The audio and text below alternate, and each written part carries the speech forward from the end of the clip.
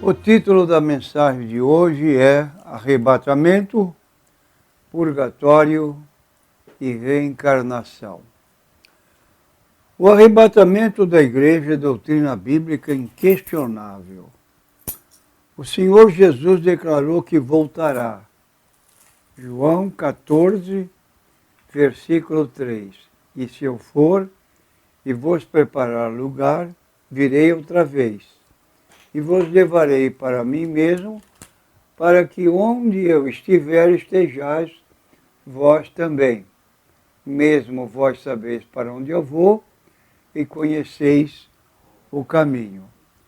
Apocalipse, capítulo 22 e versículo 20, nós lemos: aquele que testifica essas coisas diz: certamente cedo venho. Amém. Ora vem, Senhor Jesus.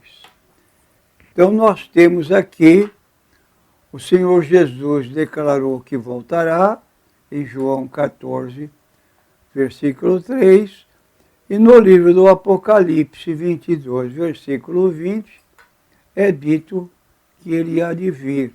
E o apóstolo Paulo dá os detalhes, porque o mesmo Senhor descerá do céu com alarido, e os que morreram em Cristo ressuscitarão primeiro. Depois nós, os que ficarmos vivos, seremos arrebatados juntamente com eles, com os mortos ressuscitados, nas nuvens a encontrar o Senhor nos ares. E assim estaremos para sempre com o Senhor. Essa posição é apresentada em 1 Tessalonicenses, capítulo 4, versículos 16 e 17, que passaremos a ler. Diz o texto: porque o mesmo Senhor descerá do céu com alarido, com voz de arcanjo, com trombeta de Deus, e os que morreram em Cristo ressuscitarão primeiro. Depois nós, os que ficarmos vivos, seremos arrebatados juntamente com ele nas nuvens, a encontrar o Senhor nos ares, e assim estaremos para sempre com o Senhor. De modo que a doutrina do arrebatamento reforça a nossa convicção de que os filhos de Deus, de acordo com João, capítulo 1, versículo 12, Evangelho segundo João, capítulo 1, versículo 12, vamos ler: mas a todos quantos o receberam, deu-lhes o poder de serem feitos filhos de Deus, aos que creem no seu nome. Ao morrerem, vão direto para o céu, de acordo com Lucas 16, versículo 22, Lucas 16, versículo 22, lemos assim o que diz a Bíblia Sagrada: e aconteceu que o mendigo morreu, foi levado pelos anjos para o seio de Abraão. Morreu também o rico e foi sepultado. Capítulo 23 e versículo 43.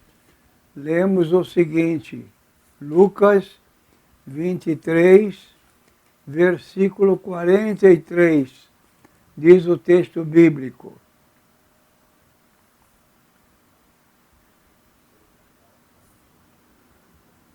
disse-lhe Jesus: em verdade te digo que hoje estarás comigo no paraíso. E em Atos 7:59, nós lemos outra declaração bíblica que diz o seguinte, que passaremos a ler da seguinte maneira: e apedrejaram a Estevão, que em invocação dizia: Senhor Jesus, recebe o meu espírito. Como lemos nos textos anteriores, Estevão viu Jesus em pé, à mão direita do Pai, lá no céu, e foi apedrejado, chegou a um ponto, como diz aqui, certo versículo 59, que ele não suportou mais e morreu. E partiu para o céu. Apedrejaram a Estevão, que em invocação dizia: Senhor Jesus, recebe o meu espírito. E pondo-se de joelhos, clamou com grande voz: Senhor, não lhes impute este pecado. Tendo dito isto, adormeceu. Isto é, o corpo dele morreu, porém ele foi estar com Cristo no céu. Na contramão está a doutrina do purgatório da Igreja Católica, como passamos a ler: os que morrem na graça e na amizade de Deus, mas não estão completamente purificados, embora tenham garantida a sua salvação eterna, passam após a sua morte por uma purificação a fim de obter a santidade necessária para entrar no céu. A Igreja denomina purgatório para a purificação final dos eleitos, que é completamente distinta do castigo dos condenados. A Igreja Católica formulou a doutrina da fé relativa ao purgatório, sobretudo no Concílio de Florença e de Trento, fazendo referência a certos textos da Escritura. A tradição da Igreja fala de um fogo purificador. No que concerne a certas faltas leves, deve-se crer que existe, antes do juízo, um fogo purificador, segundo o que afirma aquele que é a verdade, dizendo que, se alguém tiver pronunciado uma blasfêmia contra o Espírito Santo, não lhe será perdoada nem no presente século, nem no futuro. Mateus 12, 32. Desta afirmação, podemos deduzir que certas faltas podem ser perdoadas no século presente, ao passo que outras no século futuro. Catecismo da Igreja Católica, itens 1030/1031. A blasfêmia, ferir, magoar, injuriar, difamar, de que se trata, caracteriza pela rejeição contínua e deliberada à voz do Espírito, uma resistência consciente que culmina por entristecer o Espírito Santo, de acordo com Efésios 4:30. Passarei a ler para os nossos ouvintes. Diz o texto bíblico de Efésios, versículos 4 e 30. E não entristeçais o Espírito Santo de Deus, no qual estáis selados para o dia da redenção. Assim, o Espírito se afasta definitivamente do coração endurecido e não mais se esforça para convencer o homem do pecado. E aí são citados outros textos, como no Salmo 51, versículo 11, que passaremos a ler para deixar bem claro aos nossos ouvintes que não estamos fazendo citações alheias, mas baseadas na Bíblia. Não me lances fora da tua presença, não retires de mim o teu Espírito Santo. João 14, versículo 26. Temos aqui no Evangelho de João 14, versículo 26, a seguinte escritura que vamos ler também. Mas aquele Consolador, o Espírito Santo, que o Pai enviará em meu nome, este vos ensinará todas as coisas e vos fará lembrar de tudo quanto vos tenho dito. E em João, capítulo 16 e versículo 8, nós lemos: e quando ele vier, convencerá o mundo do pecado, da justiça e do juízo. Do pecado, porque não crê em mim. Da justiça, porque eu vou para meu Pai e não vereis mais. E do juízo, porque já o príncipe deste mundo está julgado. Então, a condenação do pecador se torna irremediável e não mais terá chance de salvação, nem vivo, nem morto, nem neste século, nem no futuro. E a Igreja Católica Apostólica Romana apoia-se nessa declaração de Jesus para admitir que certas faltas podem ser perdoadas depois da morte, isto é, no futuro, exceto, é claro, o pecado de blasfêmia contra o Espírito Santo. A doutrina bíblica do arrebatamento da Igreja está em posição contrária. Quando o Senhor vier para buscar a Igreja, todos serão arrebatados e milhões de filhos de Deus deixarão esta terra e passarão a viver no céu.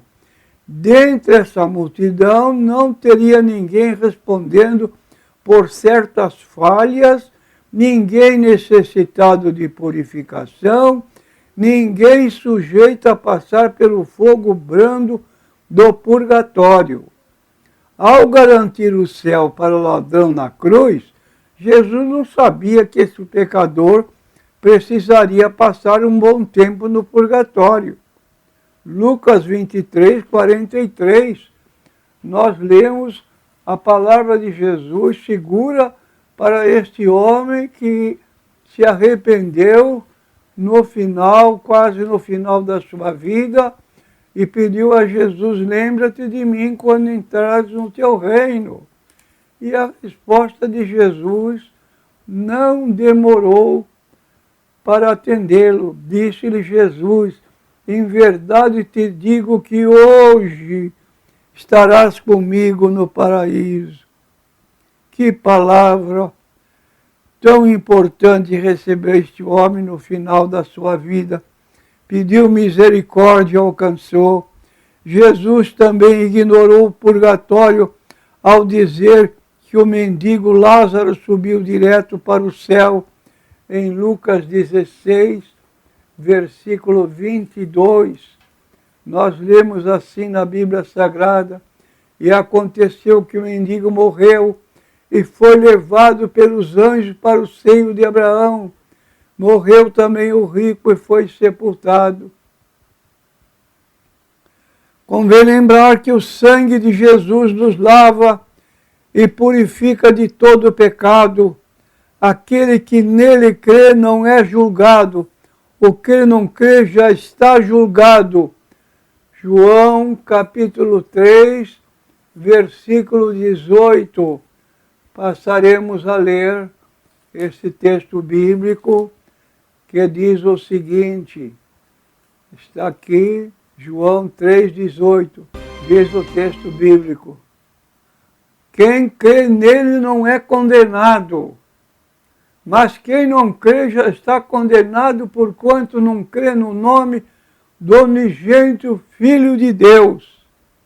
E em 1 João, capítulo 1, versículo 7, vamos ler o texto que diz o seguinte.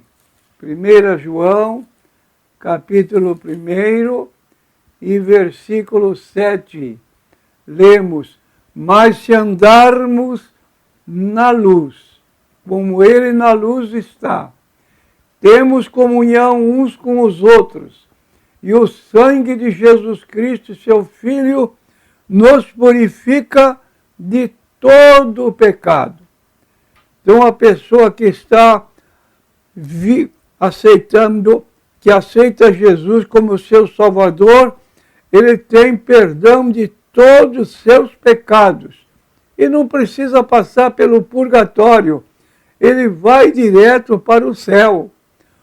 E quero apresentar ainda outra doutrina que recebe checkmate do arrebatamento, a doutrina espírita da reencarnação. Diz o Espiritismo que os mortos retornam à vida terrena tantas vezes quantas necessárias ao aperfeiçoamento. Veja, o objetivo da reencarnação é o melhoramento progressivo da humanidade. Em cada nova existência, o espírito dá um passo na via do progresso, e quando se houver despojado de todas as impurezas, não mais necessitará das provas da vida corpórea. Essas encarnações sucessivas são sempre muito numerosas, porque o progresso é quase infinito. Livro dos Espíritos, Allan Kardec, questões 167 a 169. A pergunta é inevitável. Todos os que forem resgatados na vinda do Senhor, igreja visível e invisível, mortos ressuscitados e vivos transformados, todos esses milhões de almas já teriam atingido a perfeição via infinitas reencarnações? A resposta é não. Um não contundente. O ladrão na cruz, perdoado por Jesus, necessitou passar por outras vidas aqui na terra a fim de ser aperfeiçoado? Outro contundente e retumbante não. Purgatório, reencarnação, nos dizem que a salvação depende de algo mais, de um sacrifício a mais. Não basta a fé, não basta o sacrifício expiatório de Cristo. Mas a Bíblia diz que somos salvos e justificados pela graça mediante a fé no Senhor Jesus Cristo. De modo que essa é a doutrina que nós temos que anunciar para todos os nossos ouvintes, porque é a que nós lemos na Bíblia Sagrada. E, meu prezado ouvinte, se até então você não tinha essa perspectiva, se não tinha essa expectativa, se não tinha essa esperança, não é porque nós estamos falando, mas porque você pode notar que nós apresentamos a base do que cremos na Bíblia Sagrada. E a Bíblia Sagrada é a palavra de Deus. Céus e terra passarão, mas a minha palavra não há de passar. É o que nós lemos na Bíblia Sagrada. E por isso testificamos da Bíblia com muita segurança, porque não estamos baseados em conceitos humanos, mas estamos baseados na autoridade da pessoa do Senhor Jesus Cristo, cujo registro das palavras estão na Bíblia Sagrada. Que assim você possa crer, porque você está crendo na verdade bíblica. Amém. Amém.